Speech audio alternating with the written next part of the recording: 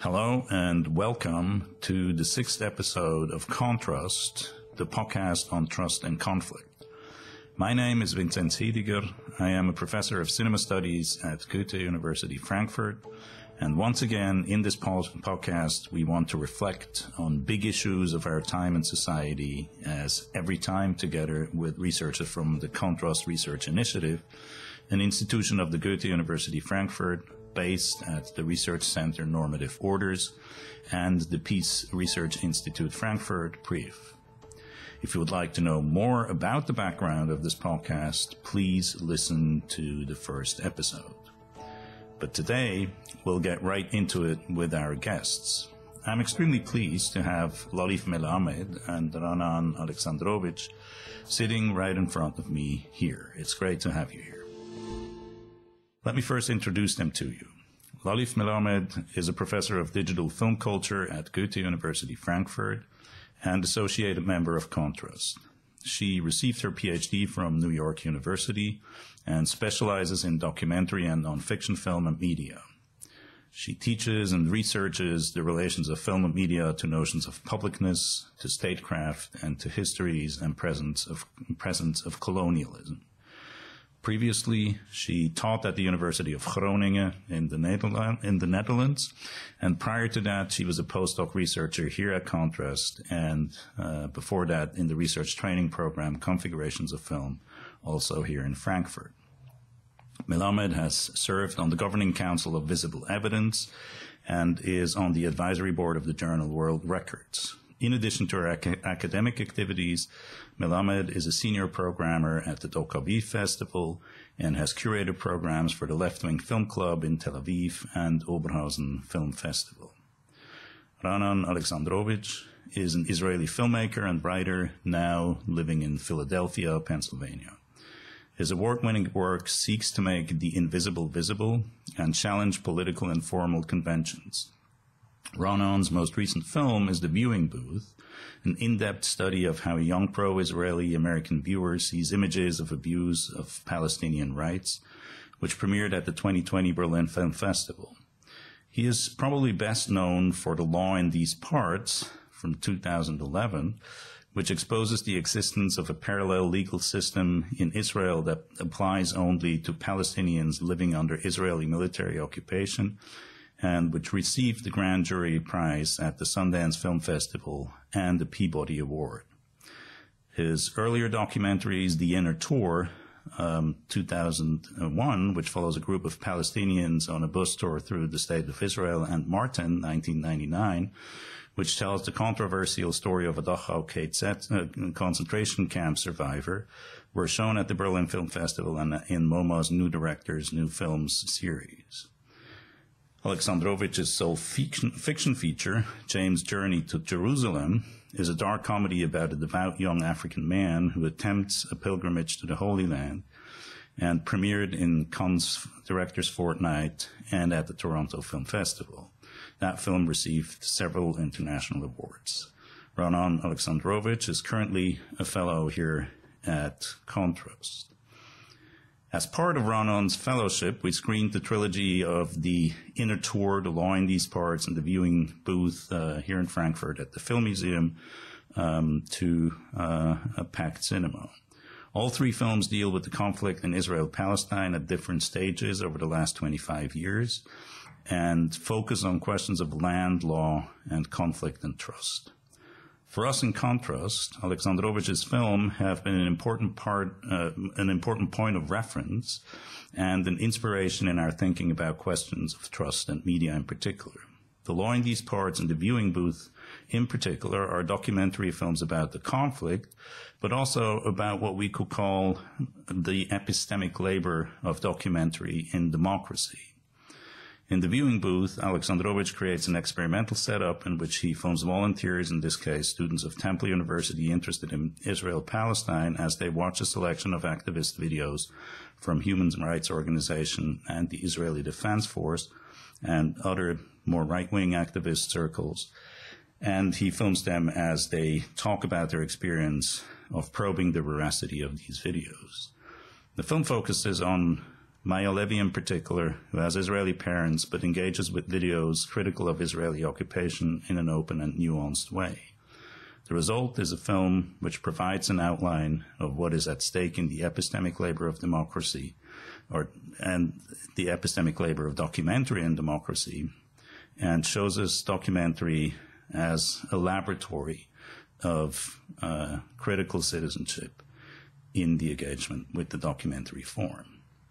I think I want to start from an earlier point. I mean, when we understand cinema as a democratic medium, I think the kind of like the entry point to this reading is what is happening in the film theater when a film is screened. And the idea that cinema is a medium that has a power to create a public. So the people sitting in the cinema become a public. Something happened to them. They're transformed by that very experience. And I'm starting there because I want to reflect on what happened in the past 2 days. So Ra'anan, we invited you here in Frankfurt, and we screened this trilogy to an audience over the path of very condensed 2 days. And we got a lot of reflections. I mean, not to say that there is our own process of meditating on what happened in the theater.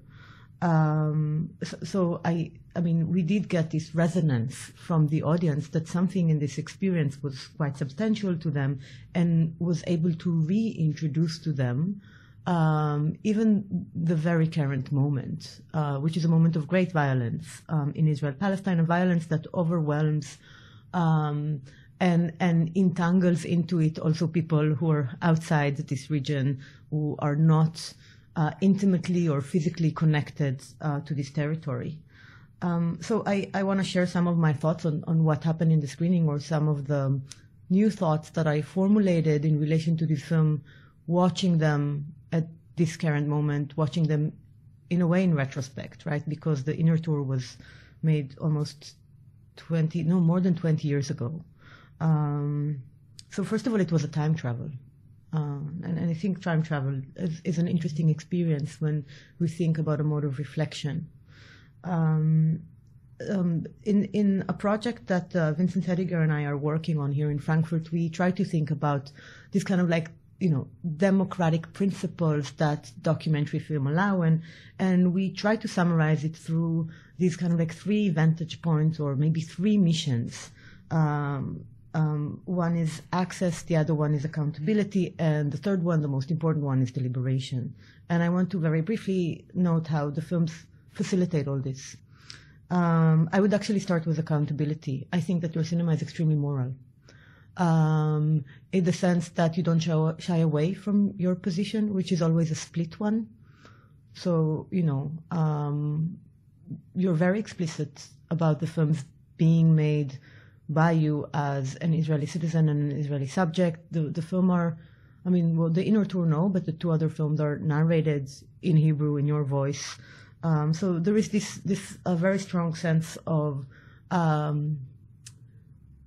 accountability just by that, by you're being very explicit about your positionality, but also constantly accounting to what does it mean that you, from this position, are trying to talk about violence that is done in your name on subjects that are sometimes do not get to be represented in the films. So I want to think about it as a structure of accountability that the films allow. In The Law in These Parts, you tell us, the viewers, in a very direct way, I could access the Palestinian subject whose court case I'm telling you about in the film, but I would not, because this is not her story. It's a story about the system that oppresses her. And for me, that was a very strong statement. And a very strong statement through which I can start thinking about what does accountability mean. I want to also think about access. You and I had a very interesting conversation about The Law in These Parts, so a film that documents the Israeli legal system in the occupied territories, the military law in the occupied territories, which is basically the structure of apartheid. You have one law for the democratic Israel and another law for the occupied Palestine. And I knew via a rumor that your intention was to make the film as an observational film in the military courtrooms, and that it didn't happen. So that the film started from a failure. So I asked you about this, and you said, no, actually, I looked into that. I got the permission to, bring my documentary apparatus to the military courtroom and document their activity, and I decided to not do it this way. And the way you explained, to begin with, maybe to frame it, that's an amazing point of access to a documentary filmmaker, to be invited by the mechanism itself to document its working. And documentary filmmakers are aware of how precious access is in this industry. I want to think about you denying that access. I want to repeat what you told me about your reasons to denying that access. You said, well, first of all, if I'm going to shoot the military courtroom workings, then I would have to be accountable to a structure of censorship implemented by the IDF spokesperson. So the military would be interested in scrutinizing the footage. So in a way, the military already determines what is being documented by the system of censorship. The other thing you said, if I'll do that, I will enter the main door, which would align me with the judging apparatus and not with the people who are subject to this apparatus. So here, once again, I think the question of access deserves a very interesting and, once again, a very accountable treatment by you. The last thing is the question of deliberation. I said this in conversations we had before, and this argument was endorsed by the documentary scholar Pooja Rangan, who recently wrote about the viewing booth, how I feel like your films are always about listening before showing. Even in the inner tour, that is an observational cinema, you were telling us how you developed the concept how your understanding of the concept of the film changed when you noticed the conversations that are happening by the Palestinian subjects who are the center of the film. So you're constantly a listener. In The Law in These Parts, there are the interviews with the juries, and there is a moment where it's not in the film, I'm sorry, it was in the Q&A where you said, as a citizen of the State of Israel, I had the right to question these juries, which I think is a very interesting formulation for a documentary filmmaker, because I feel filmmakers always want to be very moral to their subjects and to work with them. And I really love your approach in this film, where you said, no, I have the right to question, and it's okay if I interrogate them. I don't need to be nice. I don't need to represent them. They need to represent me, and they failed to do it. So I think in this film there is a very interesting understanding of listening. And The Viewing Booth is a film in which you mostly listen. You tell us very little. You mostly listen, and I think the very, very difficult feeling that as a viewer you have at the end of the film has to do with the fact that you made us listen. I have to say, on a personal note, that listening to my work described by you is one of the strongest experiences of this time here. This is all true. I mean, if to go back to the decision not to take the access for the Law in These Parts, not to take the access offered to film the military courts. It's a while ago, and if I have to go back to that moment, the strongest memory I have is a kind of a sigh of relief. It was a very hard decision to take, because one knows that this is difficult access to receive, and we had worked a lot to try to get into this system, to make them.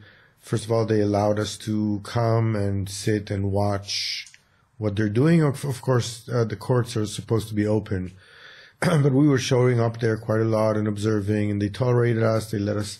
We asked for some court rulings. They let us see those. These were things that we could probably get if we challenged them, but they gave it to us, and then they offered us this access to film, which was unprecedented. And so you're offered something like that. There's a great temptation to take it. But you actually described very well what were the limitations. And as I said in my answer before, I had arrived in making this film after a number of years where I was outside of my cinematic work. I was active politically, and I felt very strongly the betrayal that might happen if I make a film through the army spokesman, or if I come in and film with their permission. You know, when someone is brought handcuffed into a courtroom, and they're filmed or photographed, it's part of the situation. They don't have the right to say, "Don't film me." You can even say, I can ask them if they agree to be filmed or not, but that will all be in a coercive situation. So really, and again, there was the opportunity to maybe extract something out of that has never been seen before. So I remember it was a difficult debate that we had within the team, but we were all conflicted in the same ways. There weren't different sides. And when the decision was taken, we're saying no thanks and we'll have to find another way to make the film, there was a great concern. How will we make this film? But what I remember most is the sigh of relief. And that's behind me. I'm not doing that. I felt light. And then the process of trying to make the film was very heavy. But that's a different story. With the listening, I think it's it's always hard. I was just describing it to someone who works with me now and is learning somehow from me. And I described the constant deliberation that one has while speaking, like we're speaking now. If you're the interviewer, if you're the person sort of leading the conversation, how long can you remain silent? How long can you remain silent and not, there's always the fear that the person in front of you feels that maybe you're not interested because you're not saying something in return, or maybe you just have the urge to say something because whatever was said evokes something in you. And when you're in charge of a conversation in a documentary, a lot of it is actually trying to suppress yourself and trying to remain silent and trying to listen. The viewing booth was a special situation because of the power relations in the film. So you mentioned the analysis of the power relations in the Landi's parts, or you also mentioned the inner tour. In the inner tour, I'm an Israeli, I'm the occupier, and I'm pointing my camera to Palestinians. I don't think I fully understood when I did that, the meaning of that. I was young and not educated enough. Over the years, I understood that position better. With the Landi's parts, it's a very different power relation, right? These are, as you mentioned, they are workers of the state. They get paid to represent me. They failed me, I think, and I take the civil right to sort of try to show that. And even in the little relationship between a filmmaker and documentary subject, there is a certain betrayal of them because they came, they agreed to be filmed, they gave their time, they gave their attention to it, and now I'm showing them not in the way that they wanted. The power relations allow that, or the power relations justify that, in my eyes. In the viewing booth, it was again something very different. It was not only a person who comes, trusts the process, makes herself very vulnerable. It's always also the power relations between an older guy and a young woman. Within the situation, a power relation, the difference between someone who has thought about these images and has a lot of context about them and someone who comes and agrees to view them and comment them and has. So this is why I understood that what I need to do here is just be quiet. I should not, neither in the filming process itself or later when I present the edited materials, it would be wrong of me to present the context that I have for these materials. And that made it a film that listens very much. And it addresses the things that you brought up. I want to take you back to what you said about the situation in the courtroom, and maybe to reflect a little bit about how you go about it in your own cinema. as we mentioned, the trilogy is depicting a system of violence, and you become more systematic about the way you decide to represent it as the accidental trilogy progresses. I mean, when you were answering my question earlier, I couldn't help but thinking a conversation that I had with the German theoretician and filmmaker Harun Faruqi, and how he once told me, there isn't such a thing, direct cinema or cinema verite, so cinema that just happened. He said, as directors, we often pick a situation, and the situation by itself is already extremely staged as a social situation, not to mention an institutional situation, right? So he said that there is already a staging within that, which is the staging of the state, in a way. It's particularly interesting because these conversations about staging as a way to reject evidence happen time and again in the viewing booth.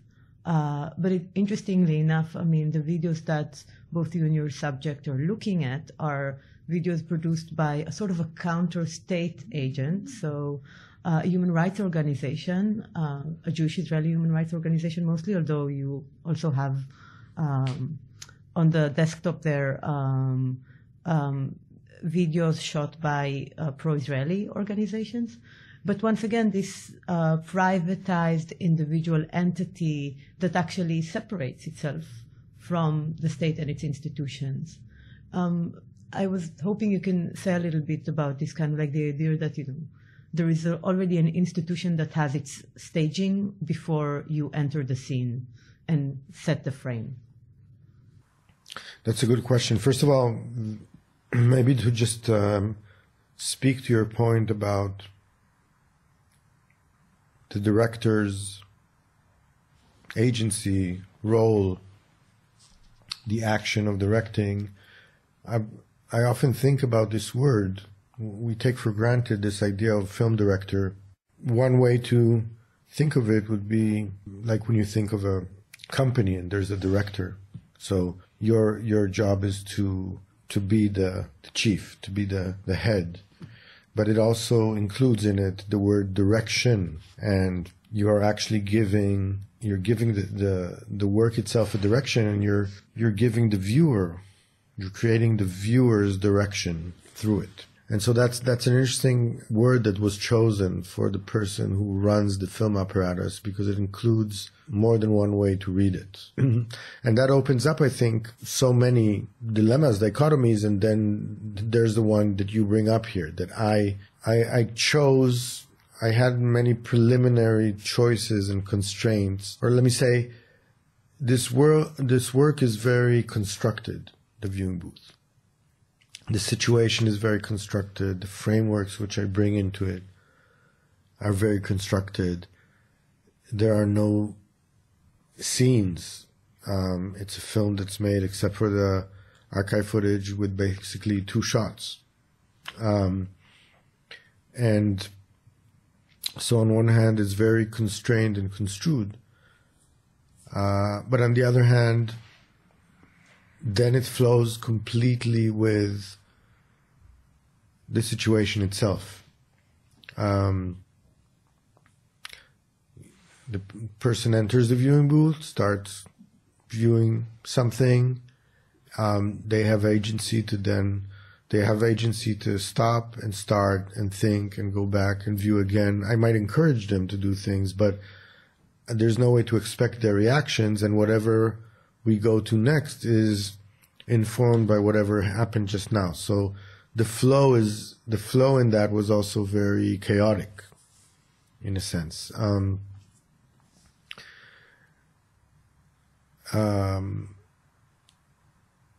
But yes, I think these questions around, my choice of activist videos as the subject matter rather than a documentary film, I've also given that thought, or rather than photographs. This choice already embeds in it so many choices that have been made by other institutions or by other ideologies or theories that underlie that. or by the technology that's used. So yeah, the making of every film, I guess, is, or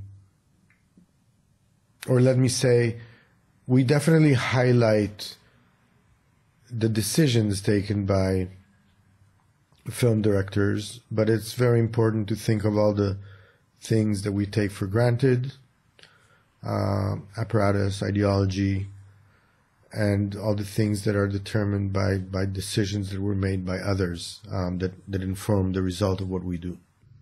I mean, it's interesting because we titled the series that we screened here in Frankfurt, The Record and the Narrative, thinking how your films always move between these two elements, almost. And the record is always there, and the record brings with it this kind of like institutional weight, because there was an institution that officiated the record. We were talking about a map in the inner tour, and there are contested maps. There are many maps, in fact. There is a settler map. There is a pre-48 map. We were talking about the file of documents with legal procedures that is constantly in the frame in the law in these parts. And then we were also talking about kind of like a very contemporary document, which is the desktop with all these digital film files of activist videos presented to us as what can be closest to empirical evidence for us to consider. Yeah, I think something that I said during the conversations with the screenings is that Israel, Palestine, these are not two separate places. It's one place. Two consciousnesses, two narratives, but it's one place, and it's people who and I think the existence of the two separate narratives is the core of the problem. The narratives are informed by ideas of nation states and nationality, an idea that I think failed us in many places, but especially in Palestine, Israel.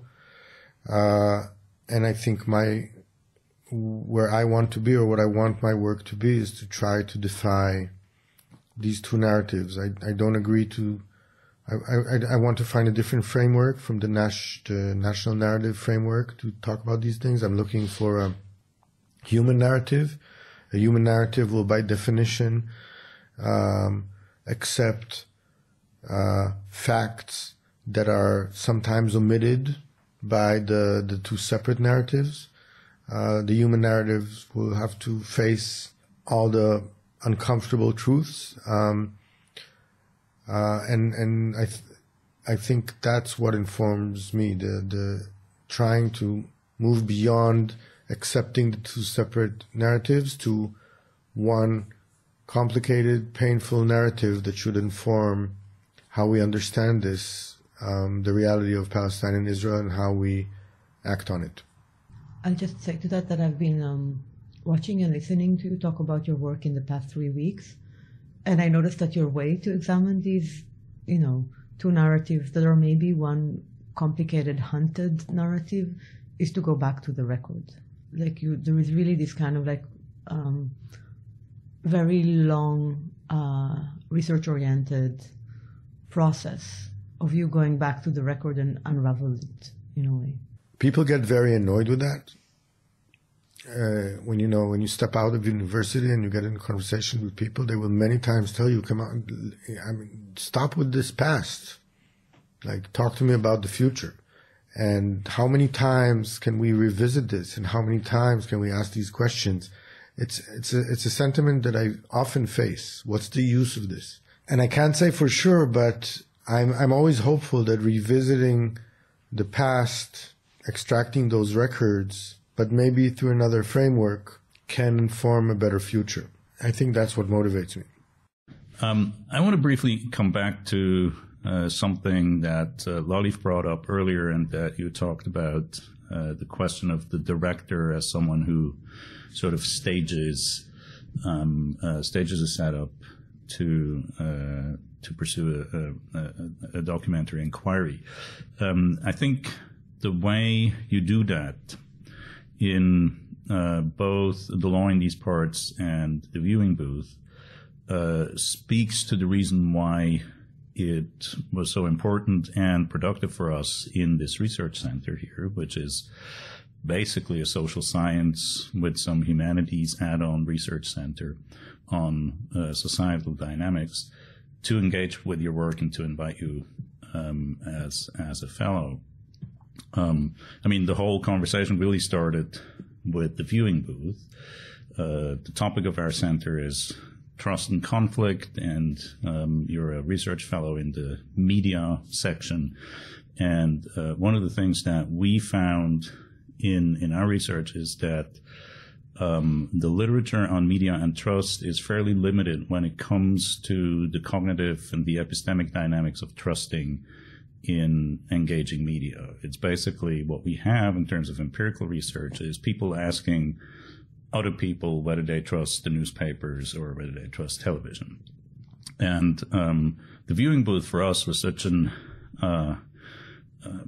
revelatory film and such an important reference, because you create a setup where we get to witness the processes of a viewer's, a spectator's engagement with documentary footage firsthand. We see them probing the veracity, the plausibility of what they're seeing. We see Maya Levy, the main character of the film, reflecting on her conflicts that she goes through in watching these films and trying to make them square with her convictions, with her moral principles, with her beliefs, with her knowledge. So it was as if it were a laboratory situation.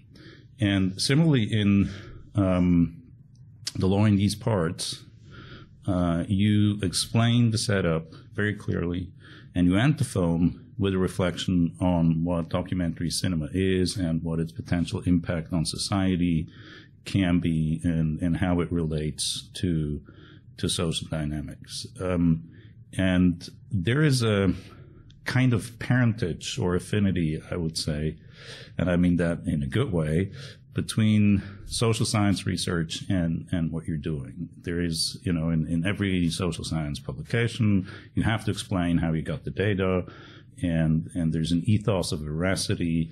There are ethical dimensions written into it. So in a way, I think our engagement can also be explained by the fact that through your trajectory as a filmmaker, you arrived at a point, certainly with The Law in These Parts, where what you're doing resonates very strongly with a kind of, social science, political science, but also cinema studies inquiry. I mean, this is a sort of an element of feedback, but maybe you can also say something about how you view yourself relative to other forms of inquiry, including the social sciences. I mean, you have, at the end of your films, you have long lists of readings and authors that you engaged with in preparation for the film, for instance. Yeah, that's true. So my work is informed by the theoretical work of others, and sometimes I try to do work that translates thoughts that were cultivated in other realms. So either academic research or more practice-oriented things like legal arguments that were developed in order to argue something in court, and I try to translate these thoughts into cinema. It's important for me that the work that I do speaks a language that is down to earth, so that any kind of audience can understand it. It's important for me to make work that does not require any expertise to understand. So the process will be a process of taking complex ideas and finding cinematic ways to relate them to audiences in a kind of a layman form. The difference, I would say, is that research is, other forms of research are accountable first and foremost, I think, to the academic establishment, tradition, establishment, comment, academic tradition. It sees itself part of an academic record. It's based on previous work. It will inform future work, and I'm accountable to I'm accountable to the audience. Of course, also to the subjects in the film, to the truth that I'm representing, but really what informs what I decide to do is my thought of how audience will engage it. And I think that's a very and a wide audience, even though the work that I'm doing is not work that has the widest reach or the most commercial appeal, but it can be understood by the same audience that watches wide commercial cinema. And I think that's different than other modes of inquiry. I will say that over the years I have changed a little bit in this way, where I think that if I in earlier years when as a filmmaker, I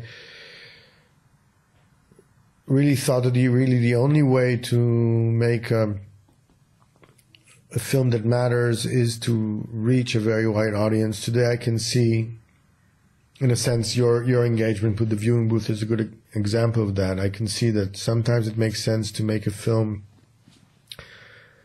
that actually is directed at a more limited audience, but an audience of a specific interest to you. I still think the film should be made so that it can be understood by any audience, but it now seems less of a problem to me to think of a more limited group, which is really the group that I'm hoping to engage with the work.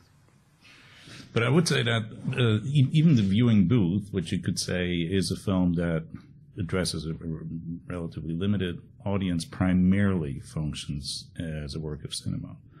And I mean, I made it a point yesterday in the cinema when we talked about it to use the vocabulary of star analysis and film analysis centered on an actor's performance and the study of emotion in cinema to talk about the film, because Maya Levy, and we use the term, carries the film, which is Hollywood lingo for somebody who has the screen presence and the charisma and the actorial ability to bind the audience's attention for the duration of a film.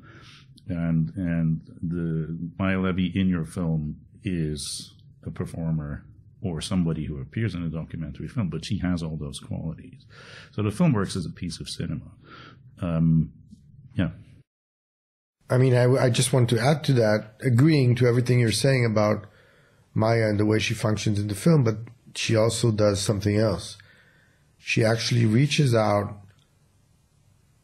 or she reaches within to her own experience and is able to produce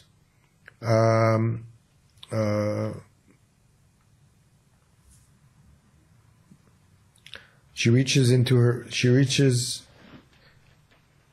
herself and into her experience, and she's able to produce critical media theory.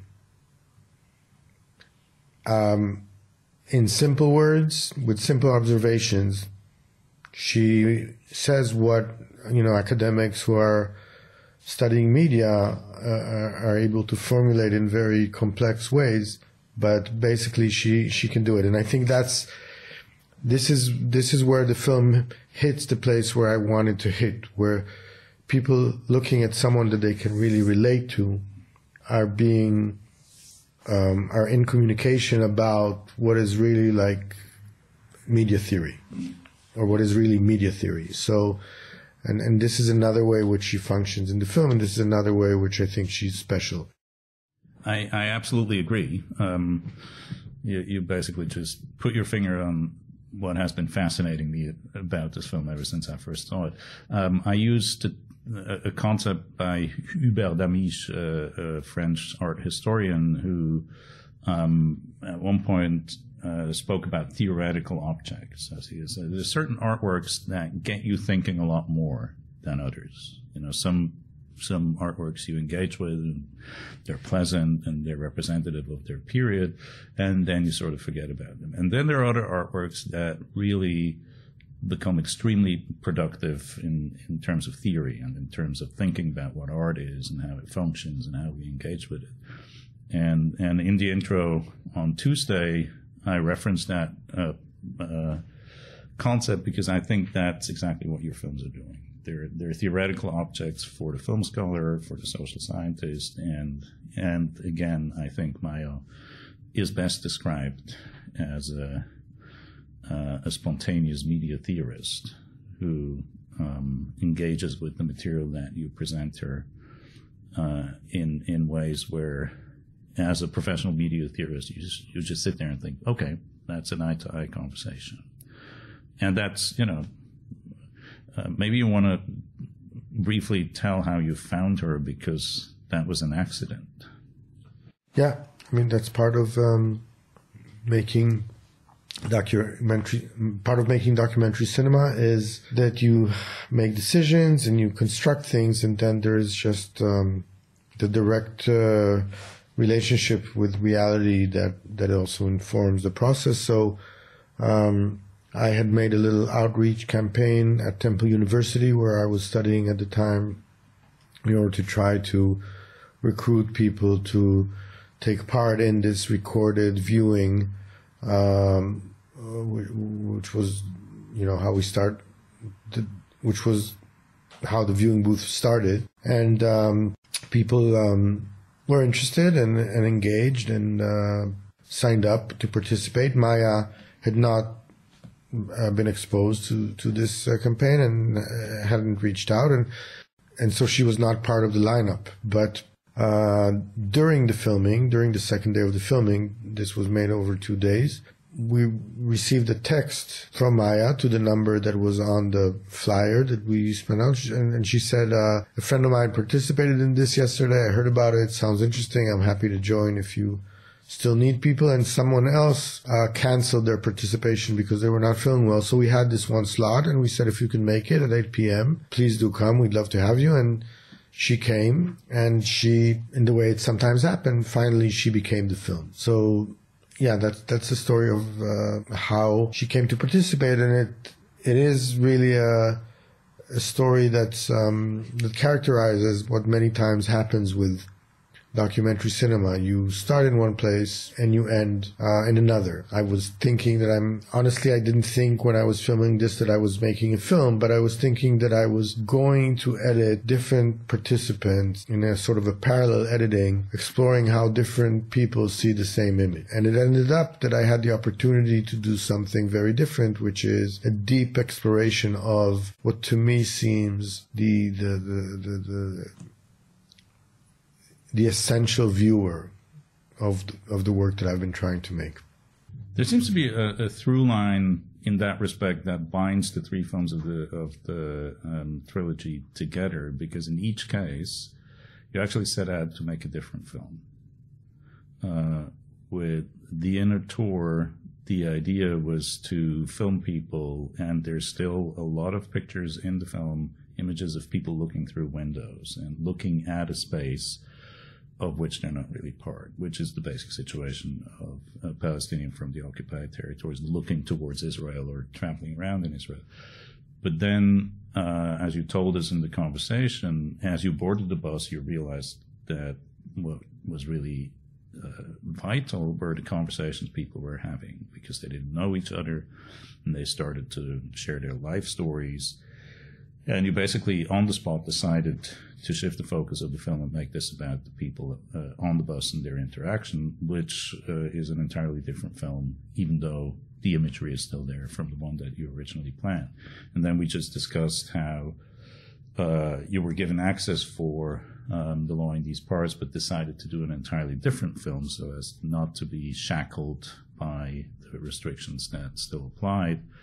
And again, sort of mid-journey, you would decide to make an entirely different film. And here again, in the case of the viewing booth, you set out to do something different and then ended up with this particular film, which was not what you had originally planned. Serendipity as part of the filmmaking process. Yeah. Yes, I don't think that's unique to me. I think that that is something that's very prevalent in documentary filmmaking. I think it does refer to what we touched on before, is that, I mean, I very much agree with you. The documentary cinema is planted well within to the humanities, well within to social sciences, history, psychology, but the difference is that the objective is to make a functioning, engaging, eye-opening piece of cinema, and that's a complex thing that usually evolves along the process. So I think the experience of many documentary filmmakers is that here's the idea I had, here's what I set out to do, and here's what finally happened. And I think that commitment to an audience is really what compels documentary to be a dynamic process. We're now slowly coming to the end of this episode, even though, as always, I will continue to discuss for hours. For all you interested listeners, we are placing the links to the publications by Laliv, Melamed, and further information about Ra'anan Alexandrowicz in the show notes. We're also invited to have a look at the ConTrust website, where you will find this podcast, but also publications, videos, events, and background information on our research. This has been the 6th episode of ConTrust, the podcast on trust in conflict. I would like to thank Laliv Melamed and Ra'anan Alexandrowicz for their exciting insights into their work. I say goodbye and see you soon.